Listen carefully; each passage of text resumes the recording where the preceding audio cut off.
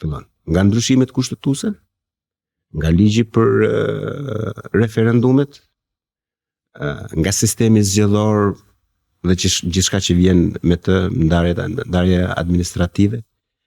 Pastaj edhe këtë ligjet e tjera që janë pjesë. Këto janë kërkesat e protestuesve dhe të opozitës politike në Shqipëri, po zoti Rama ka refuzuar deri tani të pranojë ato, qoftë në blok, qoftë të adresuar disa prej tyre. Zoti Rama nuk është në pozitë as të refuzojë dhe as të pranojë. Sepse zoti Rama nuk e ka problemin me sheshin. Problemin me sheshin do ta zgjidhte siç e zgjidhte lëvizjen studentore. Ndryshoi 7 ministra dhe i dha një furqe edhe e mbylli. Zoti Rama problemin e ka tjetër kund. Sheshi është thjesht presioni i jashtëm ose presioni i dukshëm mbi qeverinë. Presioni tjetër është kuptohet presioni opozitar, është presioni i organeve të drejtësisë që pavarësisht që në një farë mënyrë kanë kontroll ata po zgjasin, por nuk e mbajnë dot në pafundësi, është presioni pastaj diplomatik edhe politik që një pjesë shifet, një pjesa më e madhe nuk shifet. Ajo çfarë Rama nuk po arrin edhe po çon po zgjat zgjidhjen, është gjetja një kompromisi me faktorin ndërkombëtar. Kompromisi nuk ka tani që po e kërkon, por ka që në janar të vitit të shkuar, pra kur ndryshua administrata në Shtetet Bashkuara, që po e kërkon. Dhe kush është kompromisi i tij? Ai çfarë po kërkon? Është një zgjidhje ala Nama, që të largohet dhe të mos ngacmohet. Atë kompromis nuk po e jep kush. Dhe prandaj zvarritet. Nëse shikon zgjedhjet e vitit kaluar, kishim 2 liderë politik që secili kishte nga një problem të madhor.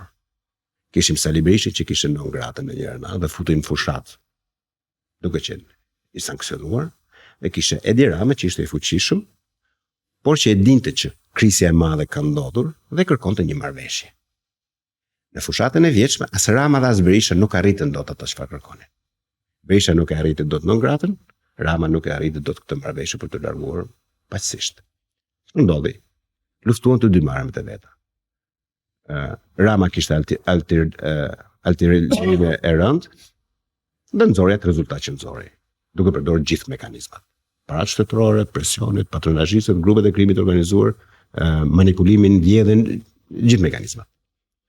Por kjo nuk e zgjidhi krizën e Ramës. Kjo vetëm sa e shtyu. Kjo mund ta bënte faktor relevant në gjetjen e fuqia e tij elektorale. Ai mendoi që do ta përkthente një fuqi negociuese. Momenti që kishte për ta bërë atë fuqi negociuese, ai nuk është frizoi.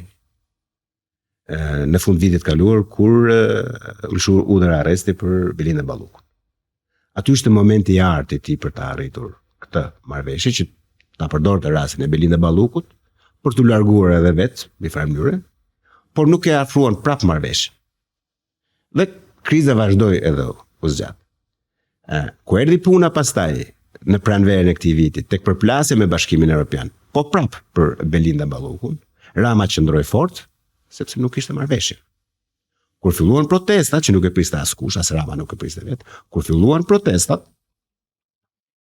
jo keni parë reagimin e Ramës. Fillimisht ishte emocional, ishte i ngarkuar, i merrej fryma. Por unë kam parë konferencën për fjalën e tij që ka marrë te grupi parlamentar.